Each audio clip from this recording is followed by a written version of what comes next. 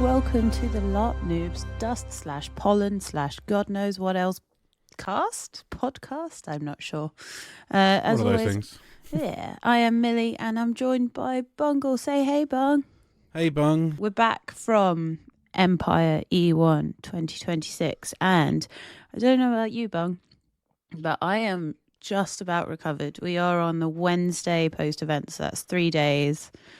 Just about. My voice is still a bit crusty. I was antihistamine up to the nines. Yeah. But I'm very, very sensitive to oilseed pollen. Oh, no. Which is the local crop of East Anglia, it seems, because they've got it around my village as well at the moment. Yeah. So my voice is still a little bit crunchy, I think is the best word to say for it. I think I woke up on the Monday after getting home and everybody was saying that they felt very crispy. Yeah. After being out in the sun for so long, which we were very blessed with the weather in the fact that there was no rain. But we were also very cursed with the weather in the fact that there was all sun. Yeah, very, very little cloud cover when there was any. Yeah, it's amazing weather to have for an April LARP. Oh my God, yeah. We were very, very lucky. And it really sort of did Steeplechase LARP Centre, now new home of Empire LARP, a real good, I think it really sort of set it off in a really good way, which was good. And I cannot wait to hear what you got up to at the weekend, because my God, we made some moves, or at least I made some moves, definitely. Some good ones, some very poor ones, and some very questionable ones. How Millie of you? I know, but I'm so glad to be back. I think I spoke about it briefly in pre-LARP, where we were saying that I'm kind of a bit disconnected from Empire at the moment. But after E1, no ma'am, I am right back in that saddle. Yeah, it was because I haven't done any LARP since E4, so I was like, oh God, it's gonna take me a while to get the RP hat back on and all that sort of jazz. And again, I've been so out of touch with the actual game story for a long time. Yeah. And you hadn't been for ages as well. So yeah, it's been worse for you, but it's like I'm notoriously bad for reading anything. I think what really helped is, as I was driving to site on the Thursday and Friday, was listening to the Empire Audio Winds of War. Very clever. Thank you. And thank you, PD, for supplying such a service. But also, also James Cosmofar for recording it within the Reapers Discord, because either way, I then have a choice of very dulcet tones to drive to. But so I was kind of I think I'm going to start listening to the Winds of Fortune a little bit more, because that seems very exciting at the moment. Yeah, there's a lot of interesting things going on there at the moment, it seems. Yeah. But anyway, Bung, we're digressing already. We are. Should we get down to brass tacks and talk about what the hell we got up to on the Thursday? Yeah. Yeah, tell me everything. Well, I have enough issues that now I don't have enough time to really get into listening to anything to get to site. How long does it take you to get to site, Bung, from your house? About 30 minutes. Oh God, I love that for you. It was a blessing, because I had to do various errands on the Thursdays, the Friday even. So not being too far out was absolutely amazing. Yeah. So, but on the Thursday, after going to my lockup, getting all my stuff out of there, coming back, unloading it out of my car to reload everything back in around it, and get everything in nicely. Yeah. I then decided, right, let's go off to site, and bing, I'm there. Yeah. Absolute stone's throw away. What did you think when you got there? It was amazingly. It's just huge. Yeah. I'm used to like the driving onto Dadford. Is like you're going, oh God, this is quite a big site. Then you realise, oh wait, we're not using these parts here. Yeah. It had that similar sort of feeling to driving onto the Dadford farm site, but then realising, oh wait, this is the car park right next to me here. Then there's a short stay car park, and then it's the site and battlefield beyond. It was, and it's just like, it was so cool, wasn't it? Fuck, this is actually a absolutely gigantic site. Yeah. I was so blown away by it, because obviously there's been loads of information about it online, but as we said in pre-LARP, I haven't, like, nobody, like, no players, people that crewed it obviously had been there setting up, but nobody had seen it at all. And I think it was really cool to get on site and kind of be in the same position as everybody. It may or may not have been less than slightly confusing. Especially because I don't know if any of our dear listeners felt the same way, but or if you did, Bung, but the orientation of the map and the orientation of the field in my head was flipped by 90 degrees. So I don't understand why, but my friends, so people within my group had the same thing, but they were kind of thinking that the whole of Anvil needed to be flipped 90 degrees. It figured itself out in the end, but I kind of got to site about 3:00. I managed to escape from work slightly early on the Thursday. What time did you get there for? I got there about 2:30 in the end. Okay. I had a very nice lazy morning. What time did they open the gate? Was it 1:00 is the time they open the gate here as well. So you did the smart thing and you didn't get backed up by keen beans. I've done it previously at Dadford, where I'd be sitting in the queue of people waiting to go in because you arrived too early. Yeah. Before, and it's like, you know what, I'm spitting distance. I don't have to worry too much about, if I get stuck in traffic, I'm going to be hours upon hours late. If it's like, if I'm stuck in traffic, I'm going to be an additional 30-40 minutes. Boo.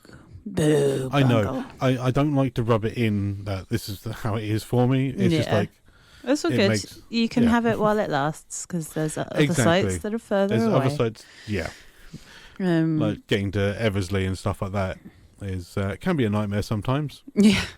But it was, I really, firstly, the Red Hats and all of the traffic team, chef's kiss, you're all amazing. Hats off to you and all the PD crew for getting that site as set up as it was when we got there. I really appreciated the signage that they'd done on little A-frames to be like, go in the field for this point if you need these nations, and it went all the way down. One thing I will say, and admittedly, this is nobody's fault. This is the case of 1,000-ish people trying to get on site at any one time. There was no signpost that said turn right now for the league, turn or left. Once you were off that main road. That's it. The benefit I had was where we were on the camp plan was quite near to the edge of the road, and B, quite close to the turning into Navarre and Urison. Jealous. See, I turned right into the field, into the League Varushka marches bit, and I drove right through the league without realising it, because obviously nobody had really set up yet, and then right through the marches, and then I think I sort of figured I was going wrong when I noticed some winter markers. So I kind of turned off, I parked up, I wandered, and then I was like, okay, I don't know where I am, I don't know who's on site yet, so I went to try and find camp planners, found the Varushkan ones, which was the wrong nation, lo and behold. So then got back in my car, and also as well, I love PD for a one-way system. We talked about traffic plans on the pre-LARP, but I was so scared to turn my car around in case a red hat suddenly jumped out of the ragwort and told me off, because it's happened before. So finally managed to find my camp, which was lovely, and set up camp, and then I had to run away, and back to work I went on the Thursday. What did you get up to on the Thursday, Bung? Well, obviously got myself set up and everything. Like I said, ragwort absolutely everywhere, and it was also a lot of it was in the stage of seeding, so there was a lot of fluff. Yeah, which I'm still finding fluff on my kit. Honestly, and it was all like all the pollen was getting kicked up and everything. So poor people with hay fever, man. Yes, I was providing antihistamines to several other people as well. Yeah, who were like, I've never had hay fever before, but I'm like, my nose is really blocked, my eyes are itchy. Yeah, like, take one of these. And, see how you feel in a bit. Oh, but it did. For the silver lining in all things that I must find, dear listener, is that the dust particles and the pollen and the seeds, whilst it may have killed us inside, my God, did it make for some cracking photography. Yeah. Which we'll get to as we go down the episodes. But that was the silver lining that I had for the ragwort being everywhere. So Thursday, tell me everything. Yeah. So, get the tent set up and everything like that. Obviously, lack of trees means no cover, but I'm not having to work around, like, squeezing, oh, crap, we've got to get in this space, but the trees aren't accounted for. It's like, we've got to get in this space, and, this is literally where I can go. Plonk the tent down, and I think that's pretty close to where it should have been exactly from us on the plan. Nice. So, that was lovely. Did you, because thinking about the fact that like Navarre was basically, the branding was the trees. And I mean, there's lots more about Navarre that we all love and, you know, things like that. Did they have anything in their camp like special to Navarre? They have created a new songs and story circle. Wow. There's a henge. Okay, tell me more. What is a henge? Tell me everything. Well, you know how Stonehenge is a henge of stone? Okay. Yeah, which is a circular ring of ceremonial stones. Oh. Basically. But here you can have wood henges and stuff like that, and this is basically telegraph poles that have been set into the ground so a henge in a circle, and there's benches as well now. Thing. Yeah. Oh, that's pretty cool. And they still have the standard sort of songs and stories. Yep, songs and stories are still going on there. They still have the same fire pit. Nice. I love that fire pit. For anyone who has not ever listened to any of our Empire content or any of the other Empire content that is available, Songs and Stories is a sort of Navarre tradition where every night on an event they gather round and they sing and they tell stories. It does exactly what it says on the tin. And it is the Ronsul of LARP events. Yeah, and it is. I just got that, you bastard. It does what it says on the tin. Does what it says on the tin. But I love that little tradition, and it's really cool that they made a proper circle out of it rather than just sort of designating an area. I think planning was requested by a few of the people within. Like I think it was Jamie and the player behind Idwin.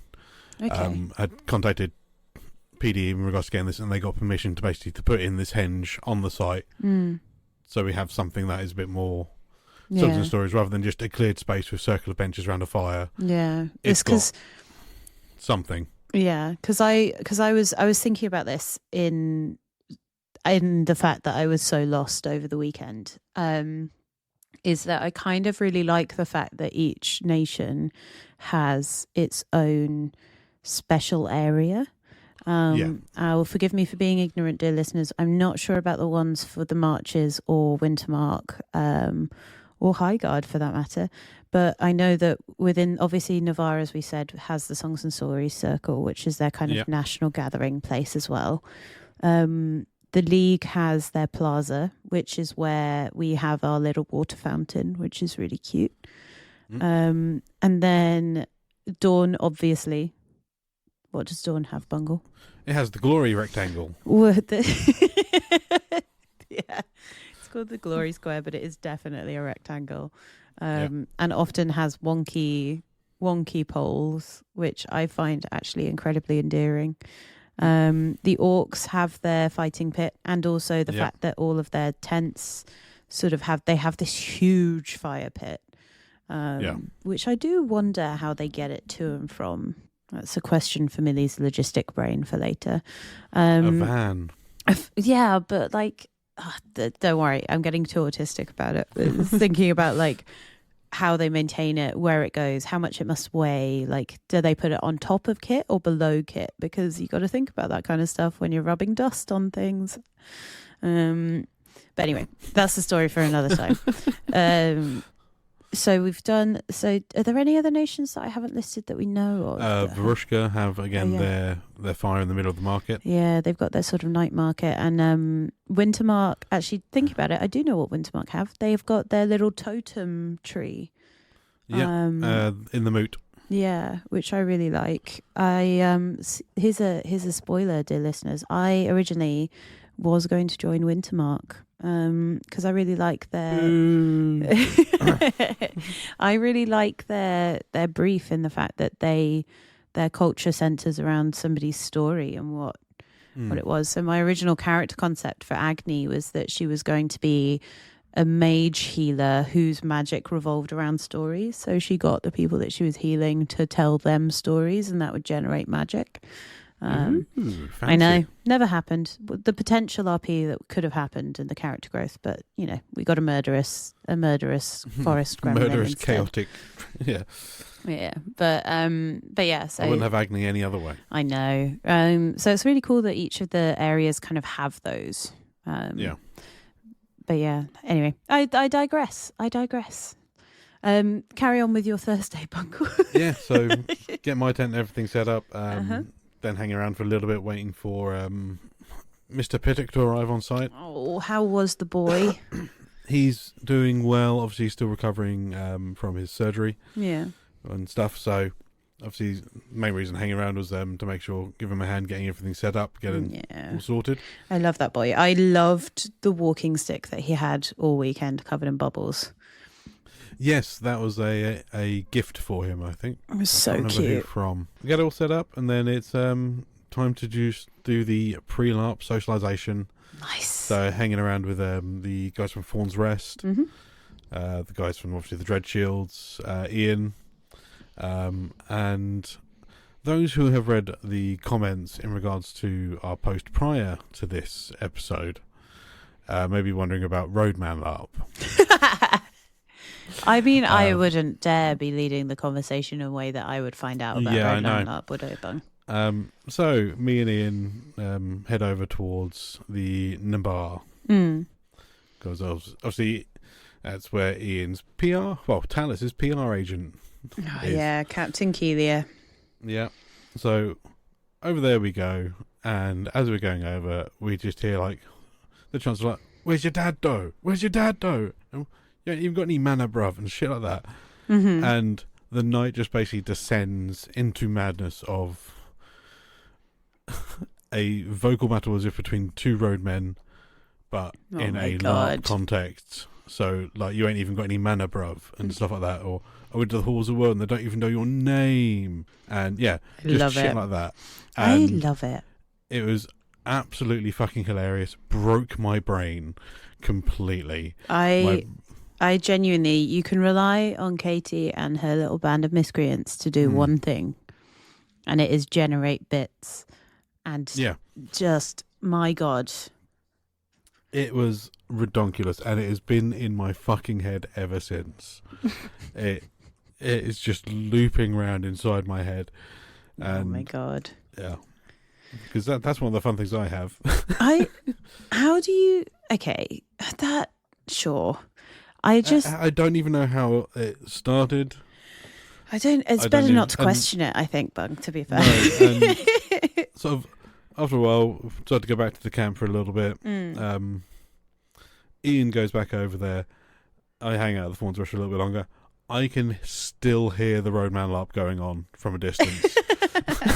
Well, so, at least did you ever hear Tale of the Wretches? No. So I'm unsure. I'm pretty sure I know what the Wretches were, but I've only ever found them outside the Nabar. I believe that the Nabar is a sacred place. It is a wondrous place, but like Camelot in Monty Python's Quest for the Holy Grail, it is awfully very silly as well. Because the Wretches is an incredibly interesting group of people that just... They are what they say on the tin. They kind of just go, "Excuse me, my lord, I'm but a wretch. I don't know what I'm talking about." And honestly, what goes when the Wretches are around is some of the most hilarious RP ever. So consider yourself lucky if you have ever or never sighted a wretch in Anvil's hallowed fields. Honestly, I'm sure I'm going to come across them, or may have already done so and just either blanked it or been so drunk I forgot. Yeah, probably. The stuff that happens... We do not condone drinking. No, well, I mean, as long as you do it responsibly, it's all right, right? Although I do recommend avoiding March Girl bathwater because I had some of that at E4 and my God, I redecorated the inside of my tent. Oh dear. But speaking of Thursdays and being responsibles, there are so many parties and so many bits that go along. I heard tale of a cat butler / maid / anything else party going on in the marches. Yeah, we did pop along to the Forge and we did see the Cat Boys. Honestly, insane. Which included Johnny Fisher. I wasn't going to name names, so that bit's going out. Feel free to bleep it. No, it's going out. But yeah, so there's sort of cat boy cat maid parties. What did they do in the Forge? Well, in the Forge we came across Morgan. Who was of LARPs and Tarps fame. Of LARPs and Tarps. He was drinking beer from one of those 5-litre keg things. Oh my God. And he had the matching glass for the beer he was drinking from. I love it. German beer, and he was pouring it, as he called it, German style, which meant about an inch of beer the rest of the pint glass head. Sure. Is that because he was walking around with it and shaking it up all the time? Yeah, I think so. I love that boy. I wish I could do more Thursday nights because it's just a nice time and you get to see all LARPers kind of with their hair down before the drama and the chaos of the actual time in starts, and it's just nice little catch up times. And it's also really weird to see people walking around with Bluetooth speakers in Anvil. I don't know why. It seems like sacrilege to me. Yeah, I was noticing a bit of that, and I'm not sure how I feel about that. I mean, it's before time in. We're just being old. It's before time in. We're being old ladies about it, Bung. It's fine. I don't mind it if you're doing it back at your camp and having it at not too loud a volume, but a reasonable volume so you can all hear it, but it's not travelling too far. But if you're wandering around Anvil with a Bluetooth speaker, maybe. My God, Bung, you're so old. I am old. I'm over 40, all right? We gotta let them youths... You know, don't even have you even got a Bluetooth speaker, bruv? I do. Mm-hmm. Somewhere. I don't use it. Well, now we know why, dear listeners. I have headphones. Why. How did you? So that was that was Thursday night. Went off to bed. Fuck me, did it get cold overnight? It does. It really did, didn't it? On site because of the clear skies and literally the temperature was dropping from like nearly 20 degrees during the day to about between 3 and 5 degrees each night. Well, I think it even got colder than that because there was frost on the ground on Saturday. Yeah, frost on Saturday morning. Yeah. But the one thing that made up for having to get up into that freezing cold weather was how Anvil looked at that time. Oh my God, yes. The mist was laying at such a height that the peaks of bell tents was poking out the top of mist in areas. Yeah, so cool. It was just an absolutely amazing sort of magical sight to behold. And above the mist was obviously beautiful clear skies. Yeah. I think we had a half moon over the weekend. Yeah. So it was casting a fair amount of light as well. And it just looked absolutely magical and very sort of like... Oh yeah, this is like that sort of scene in a fantasy movie where someone's going to sneak into the camp and slaughter everyone before the battle the next day. If anybody wants to join the Empire, it's a Facebook group. It's Empire Photo Forum, I think. Empire LARP Photo Forum. Yeah, I love that group after an event because people post like photos of all levels, like taken off a phone, or up to the DSLR levels and professional photography sort of specs, and it's just like I just love it because it shows everybody's different aspects, but the sunrise and the sunset photos. Yeah, that's something that is incredible at this site is because it's so flat and level, the sunsets are extravagant and last ages. Yeah. But so we do so I also really like on a Friday the fact that you have the whole day to yourself as well. Yeah. I have yet to experience it, and I cannot wait for the day when I have a Friday in the Empire Field. I think I will just not know what to do with myself. I didn't end up having the full Friday in the field. No? No. My partner was working on the Friday. And she was having to leave to get the 6 o'clock train in the morning. And she wouldn't be getting back till like 7, 8 o'clock in the evening. Woof. We've got 2 cats at home, and they normally get fed at lunchtime. Oh no! So I woke up, just bummed around site for a little bit first thing in the morning, and then left site at about probably 10 in the morning. Yeah. Went home, got changed. Which of course was an incredibly arduous journey for you. It took forever, the whole 30 minutes, especially I was waiting for the rush hour to finish around Cambridge. Do not try and justify the half hour more than yeah.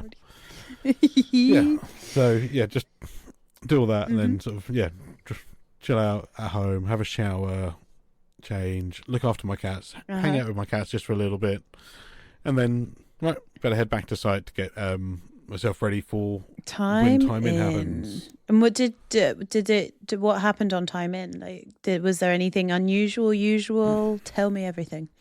Nothing really too unusual.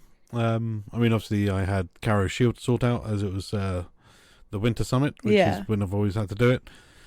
So there's me running down to, initially, like, canning out my materials just before time in. Yeah. And oh fuck, I need 5 of this and 7 of the amber gout.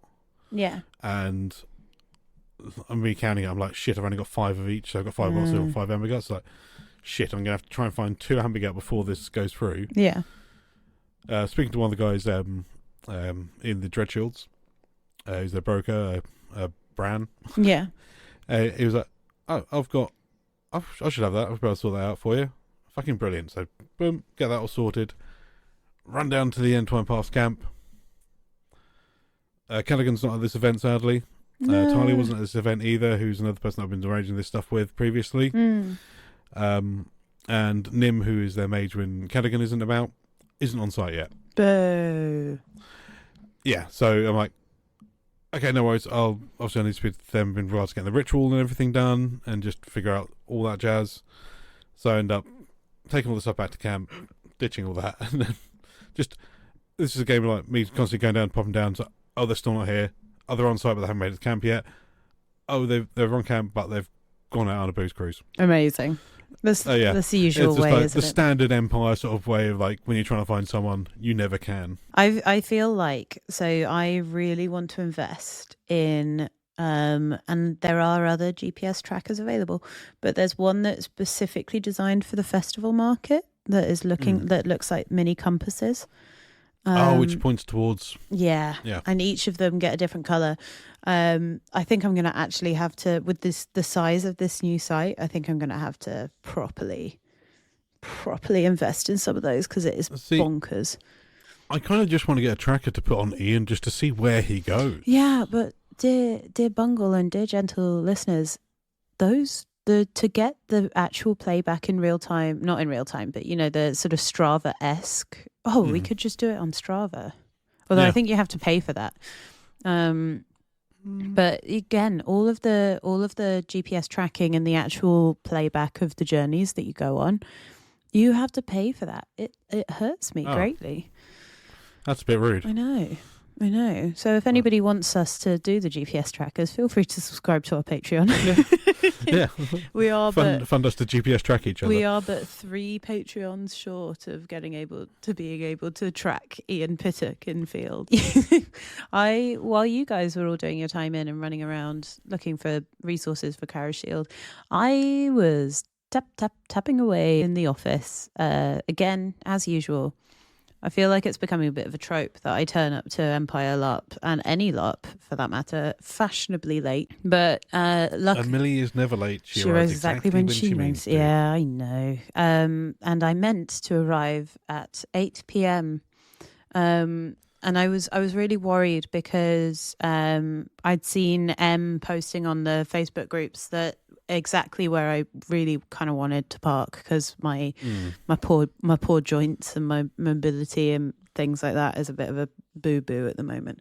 But luckily, Em was really lovely and managed to fit me in overflow parking. So I managed to get a really good parking space, which was incredible. Saved my entire weekend. And I sauntered onto the field at 8 o'clock. Fashionably late, as Claudia Trivisana di Ricchezza di Salvos, Bandatore, the Golden Thread, always is. And I sort of, the difference between when I left site on Thursday to when I got to site just after timing on Friday, with set dressing on site, and all of the amazing other bits and bobs, so good. My God, it was insane. The league looked incredible. It was really cool, and I loved it. And I arrived just as the sun was kind of beginning to set, and I kind of honestly, it was so beautiful, man. And we have a couple of new people in our group, which is the Golden Thread. We have Dan, who plays Diablo, his son North, who's playing Silk, and his friend who is doing, his name was Stan, I believe. And it was very good, and I loved them. And I met Diablo in camp, and he said to me, "Oh, they've all gone out drinking." I was like, "Oh no," because the one thing I had to do on the Friday was Prince's Council, so which meant that I had to be back in the league for 11, which 11 o'clock, Bung. What kind of time? I mean, it's the right time because it's the only time Princes are free, but what a time to be having a quite meeting. Late. It also means that as chief note taker, Claudia Trivisana di Ricchezza di Salvos, Bandatore, the Golden Thread, cannot be drunk. Well, she could be, but it means her notes would be very bad. Yeah, which for OC Millie, when she's trying to figure out the garbled handwriting afterwards, oh my God, bad idea. But I go out in search of my friends to the first bar that I can see, and then luckily I found them all. It was literally, it was almost like it was meant to be. And they were all there, and we met, we had a little catch up, which was really nice. My God, the league kit, I love it. I just love it so much. I feel like such a posh totty.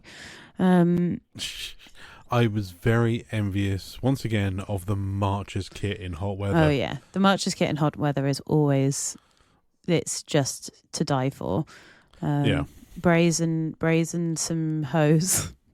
And also just the brazen top. Yeah, that's it. Brazen, just linen top. Well, this I found out recently is that hose. So hose, for anyone who doesn't know, are what you're thinking of, dear listener, but they're also single leg trouser legs that you then tie onto your waistband and your belt.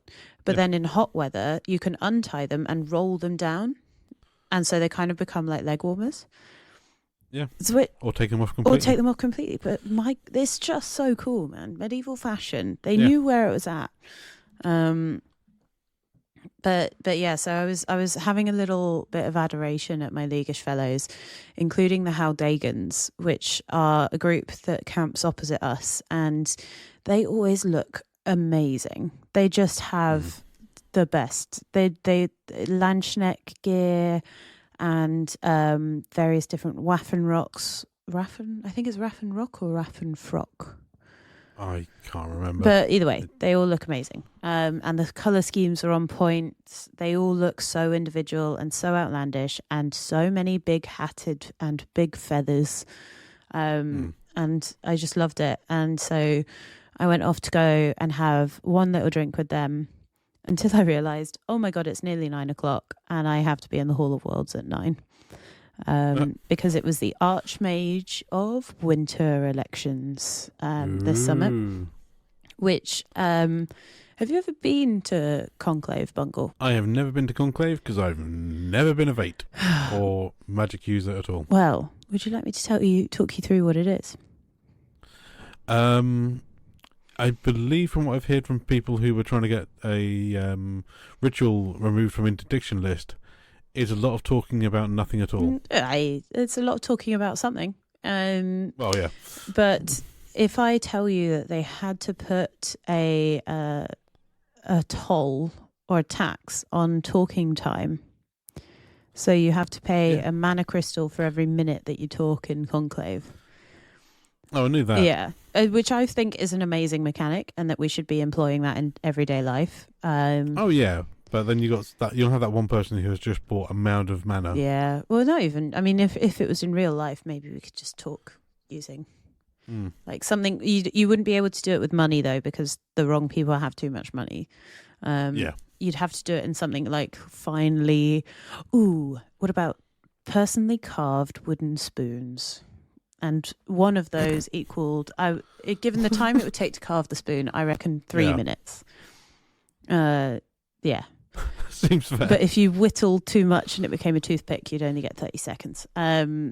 Welcome to How to Solve the World's Problems with Millie. So Conclave. Conclave is obviously busy at the best of times, but this time, I guess because of the elections, it was very, very busy. And that meant that after a warm day in the sun, that Conclave tent in the Hall of Worlds, oh my God, it was very warm. Yeah. And I was not prepared for that. I kind of weaseled my way in. I found a lovely little group of Crimson Reapers, and talking to Lachlan with a higher guarder than I know. I believe their character name is the Captain, but they are Rob, OC, and they're one of my really good mates. And we were just having a nice little catch up. It was very funny, especially talking about rates because Claudia is a Kikabeo, which in Leaguish archetypes is basically somebody who has a service, and they sell it effectively. Well, yeah, because that's as a scribe for you. Yeah, a scribe for Claudia, or somebody with a sharp wit, but also her auctioneer. She's a Kikabeo of multiple talents. But we were having a bit of a joke about that, and I didn't realise that Conclave has a no talking rule. Obviously, because you haven't paid a mana to talk within the Hall of Worlds, so we got very aggressively shushed. But also, and this is kind of good, but in order to stop people being overwhelmed by the sheer amount of people clapping, you're only allowed to snap your fingers when you're trying to clap, which kind of creates this really magical, like, rainmaker vibe. Yeah. And it was really cool. But yeah, so the there was a couple of, they also elected the Imperial Magus, which was happening just as I got in, so I'm afraid I didn't catch who won. But it was really cool. We were listening, and then all of the applicants for the Archmage came forward, and they all spoke their sort of minutes. What was very funny was watching them hand over stacks of crystal mana, of mana crystals, to then be like, "Well, here's my time." And it was very good. My two personal favorite sort of not participant applicants were Bloodcrow Aurora of the Imperial Orcs and Celia von Holberg of the Crimson Reapers, and it was watching them talk and be passionate about the area of game that they've spent so long in was really nice. And I think, again, I spoke about it in pre-LARP. I just really like watching people be passionate about that game. Yeah. That was really cool. The voting happens, and it is decided that Bloodcrow Aurora is the new Archmage, and all of the Imperial Orcs that had also come to Conclave to watch erupt into this, and suddenly they all get told off very sternly, and watching them kind of go, oh sorry, and then do the little finger snaps was very, very funny, especially for the Imperial Orcs, who traditionally are not the silent, polite type. No. But it was very funny. What happened for you around that time, Bunga? Because this was about like 9:30, 10. Well, a bit earlier on in the evening, just after Standing had happened, I become aware of the second of the Dreadshields, Neve, played by Chloe of LARPs and Tarps, at a player event, had done something quite stupid. I'll say stupid. Okay. Basically, to prevent something really bad in regards to winter happening. Yeah. She was the only person who stepped up to take the sacrifice of having all of her bonds removed. Oh. Obviously, I'm going to leave the majority of this story over to LARPs and Tarps. Please listen to them to get this directly from Chloe herself. But basically, what that is, for those who don't play as Navari, or don't even play Empire, to Navar, the most important thing to our is our oaths, including the main one that we all have as a nation, our Binding of Fawns, which is our oath swearing to end the Valorn threat. Yeah. So that was removed. I think she had several personal bonds. Her bond to the Dreadshields, all absolutely wiped. Wow. Obviously, Egregor's not happy about bonds being destroyed. Yeah, I'm not surprised. I'm genuinely excited to hear about that now, because that sounds incredible. That must have been so cool to watch, though. I cannot wait. I genuinely cannot wait for their episodes to come out, because... Yeah, I'm looking forward to listening to it from Chloe's point of view. Neve has been through it recently as well. Oh, yeah. I mean, hats off to Neve and, Chloe, obviously, as well. She has been absolutely fucking smashing it. Across the game. It's just been absolutely amazing to watch, considering I remember when they first came into LARP, and just now watching they're little flourishing like little butterfly. Boop, boop, boop, boop. There they go, butterfly. I mean, all the LARPs and Tarps guys are just everything. Obviously you got Morgan's now Lord Tristan, he's a senator as well. Tom is living the best life being Tom at LARP. Oh my god, seriously amazing stuff. Yeah, I mean, the Maris Pipers, just a fucking amazing group. Yeah. Obviously, Kerry is now over in Navarre. Are they? That's pretty cool. Yeah, they are now a member of the Thorns Rest. So just over the road from the Ashbourne, next to the Dreadshields. And were they there this weekend? Yeah, they were here this weekend. God damn it! Kerry, I swear to goodness, if you listen to this episode, I'm so sorry that I didn't see you. I will make a point of giving you a GPS tracker so that I can hunt you down and find you at the next LARP site that we're at. I barely saw you at all this weekend. Yeah, because that site, man, it's almost huge. too big. And I say this as somebody who loves a good hike. We'll get into this a little bit, because my Friday was like after all of that was just a bit bonkers. But we got a bit distracted. But so you heard about Neve and the silly little thing that was very right for the Empire, that are very wrong for Livari potentially. Yes. But also we'll leave the majority of that story over to What her. did you get up to afterwards? Afterwards, went out and started flogging some frogs for adoption. Amazing. Managed to get a few up, but sort of before the sun went down. But when it started getting a bit dark and cold, I was like, you know what? Yeah. Now it's time. Now it is time. Now it's time just to sort of find a fire and just sit around the fire for a little bit. Yeah. Because this was all going on while obviously I was in the Hall of Worlds, and I left the Hall of Worlds because I'd gone from the bar with the Howdagans and my group in it, and I'd gone, I just need to go do this election real quick. I'll be back. 45 minutes had passed between then and there. So I then was like, crap, I'm going to have to go find my friends again.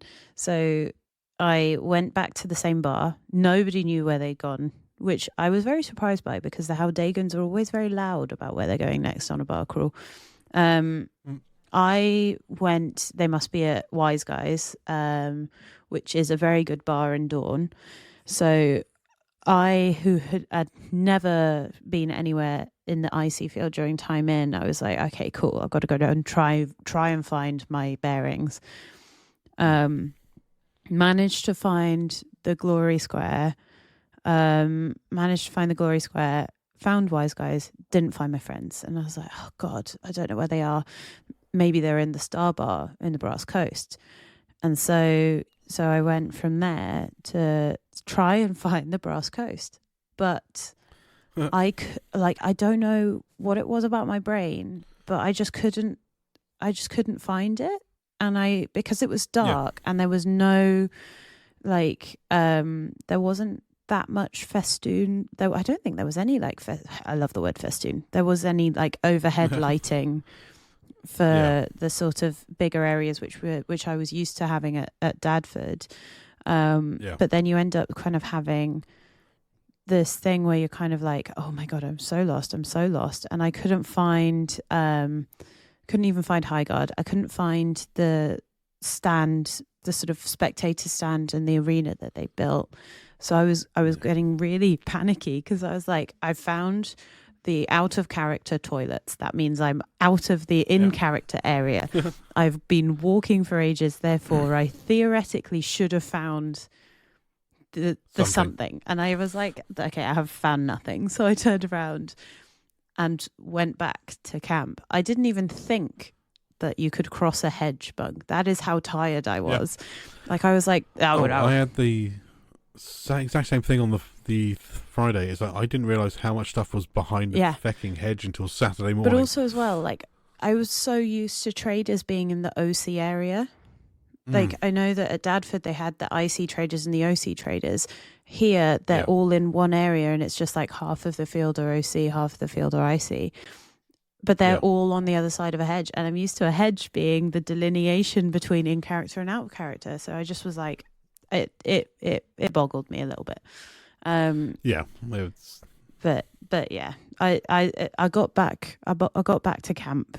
And I was very happy to have found my camp. And I managed to find my friends who were very, very wisely, because at this point the temperature was starting to drop, making themselves hot water bottles and going to bed.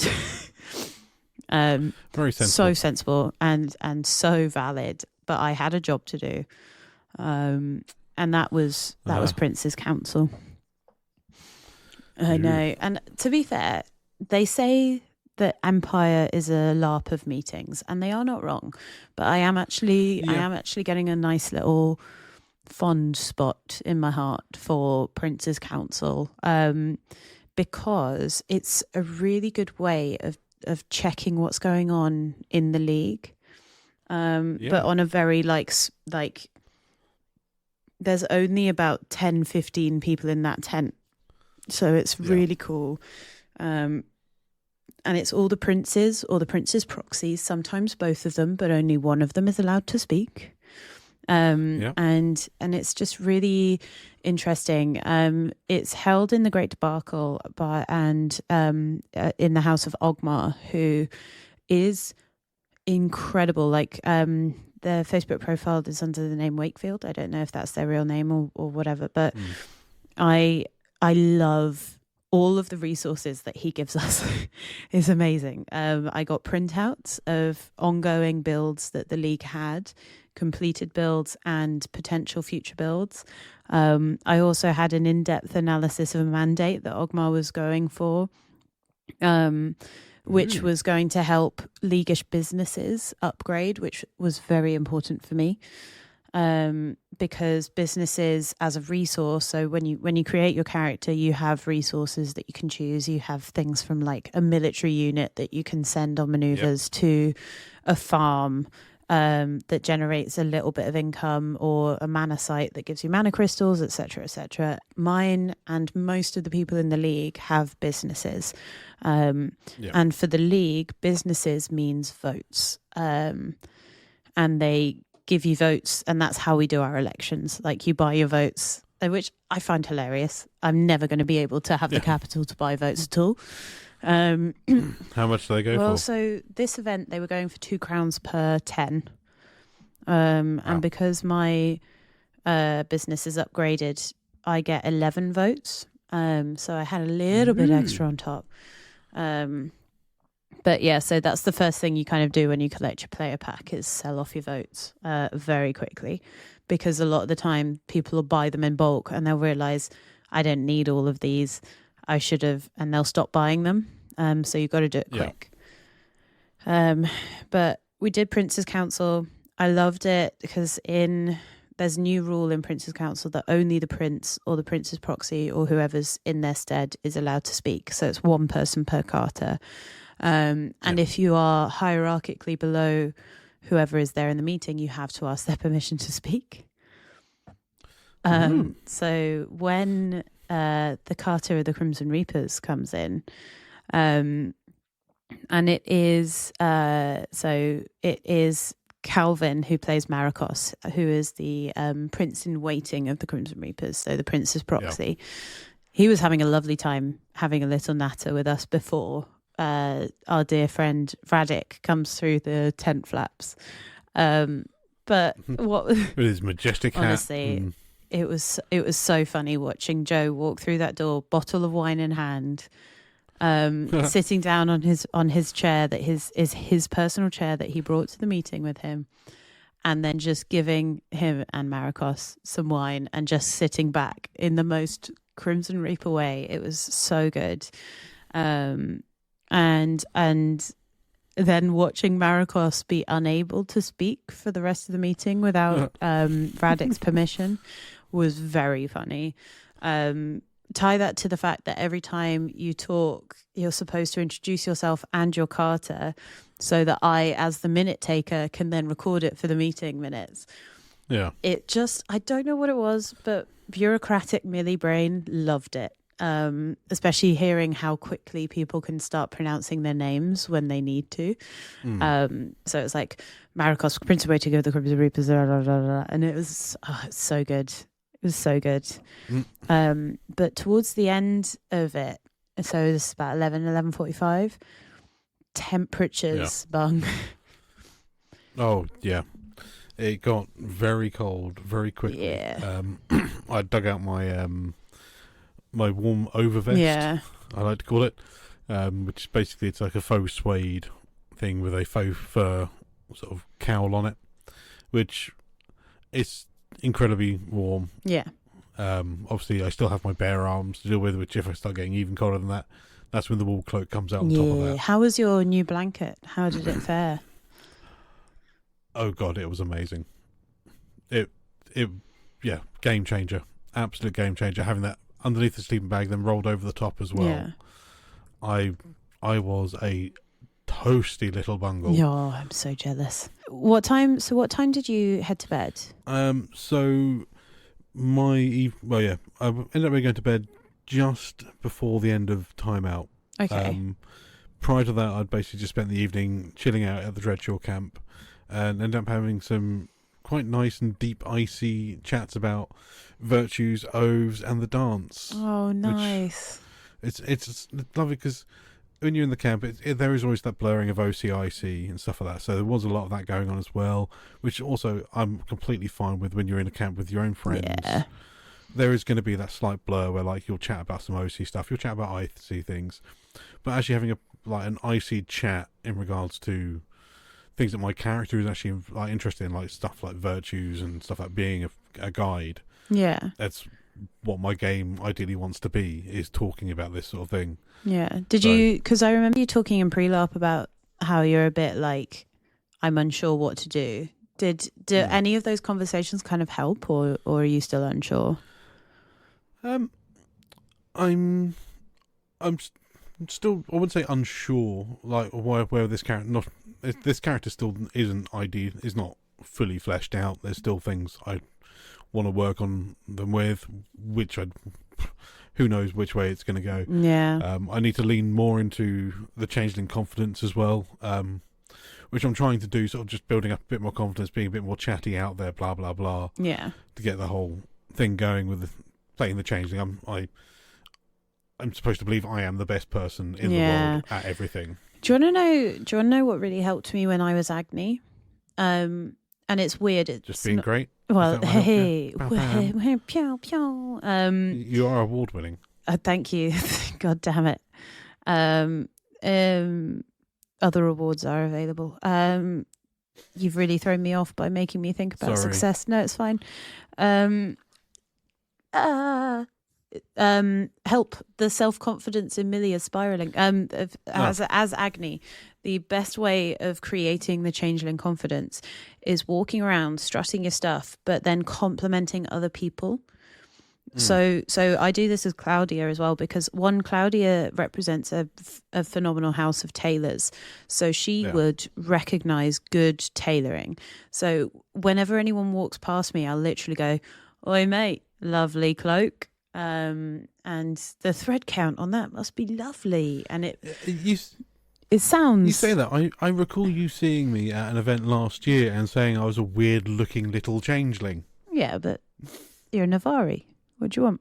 Well, I think I called you a weird little... regular human. Yeah. Unlineaged. Damn straight. I do miss a lineage, though. But yeah, it's hard, because until you get that, you've got to fake it till you make it with the changeling confidence, haven't you?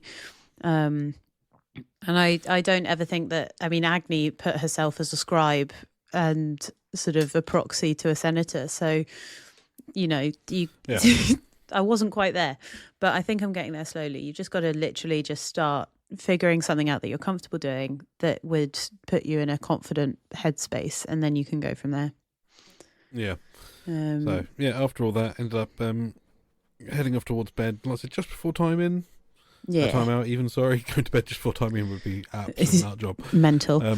Because the temperature dropped just before the end of Prince's Council to the point where I couldn't even write straight, because my hands were so cold that I went straight to bed after that. I was like, it is too cold to do anything else. Like, I am bundled up as much as I can be, but I do not want to... I want to be in my bed right now. So I had my hot water bottles and I snuggled in. Because also as well, like, it was the first Saturday back, and do you want to know the best thing, Bung? What's that? We were going to be grumpy marchers in the morning. The League and Navarre were both monstering, and oh my God, I was so excited. But we'll talk about that next episode. But yeah, my Friday, I actually really enjoyed the Friday. It was a really nice way of launching the new site, having a really nice time, just chilling, reconnecting with friends you haven't seen for a while, and going from there. Ding, ding, ding, ding, ding, ding, ding. So, ding, ding, ding. so I kind of started this a little bit, where we talk about what we get up to in field a lot, but we never really talk about anything that we see you, dear listeners, getting up to. For obvious reasons, is that we often don't get the chance to chat. So I really enjoy asking you guys before we start recording some of the highlights from your Fridays, Saturdays, Sundays, and thoughts on the new site. And I know Daniel posted something. Have you got it up with you, Bung, now? I have got it up. Tell me what he got up to on Katie a Friday. saying about me forever being haunted by Roadman LARP. Oh my God, yeah. Which is true. I mean, yeah, we all are haunted by Roadman LARP, and I wasn't even there. So we'll give Daniel's highlights for Friday. The Cardinal Wisdom organised the Cardinal of Pride Stag Do to have a tourney of 20 of the 7. Yeah. And he was in charge of the physics. And just before it began, we learned one of the entrants was under a permanent venom. So instead of the sidelines, I was running behind them for the entire fight, making sure I was in reach in the new arena. It was also highlighted I've actually made a name as one of the best physics in my nation, which kind of blew my mind. Oh my God, that's so good. Also, yeah, it's fucking awesome. Stag do's, man. Oof. I genuinely, I love seeing that kind of stuff. Yeah, I think that may or may not be Oliver's. I think that's their IC name, Stag Do, and I think it sounded like a lot of fun. So yeah, I wanna hear more about it, Daniel. So we'll have a chat at some point, and also I can't wait to hear what the Saturday highlights was. We'll talk about that on another episode. Yeah. In the meantime, speaking of people commenting on our Facebook post, thank you to everybody who listens, interacts, likes, follows, comments, anything on social media. You guys are all incredible. And also just for listening to our dulcet little ADHD fueled brains. Ramblings. We honestly, I love doing this podcast. It's a little journal for me. And if you guys have enjoyed it, then that's incredible as well. In particular, thank you so much to our Patreons. You guys are amazing. You keep the lights on. You for very little return, unfortunately, at the moment, but hopefully that will change in the future. And not only they can't see it, but I was doing a little dance for them as well. I did see that. It You was saw amazing. I loved it. So you guys help pay our licensing for our music, our hosting for the actual podcast, and all of the editing software and things that I use in order to keep up, as well as covering things like petrol and things to get to events, because Lord knows it's getting expensive. So thank you. In particular, Bungle, we have a new Patreon. We have a new Patreon. We have a new Patreon, and that I love this man. Thank you so much, Den. You might know Den from Eversley. Some of the silly little people that LARP over there. Okay. You're all amazing, and I hope that wherever you listen to this podcast episode, especially you, little Reese boy, that you have a lovely time and you enjoyed it. And Bung we'll talk about Saturday and getting up to no good as, or at least me getting up to no good as a filthy marcher. Another time. Yep. See you next time. Cheerio. Whee!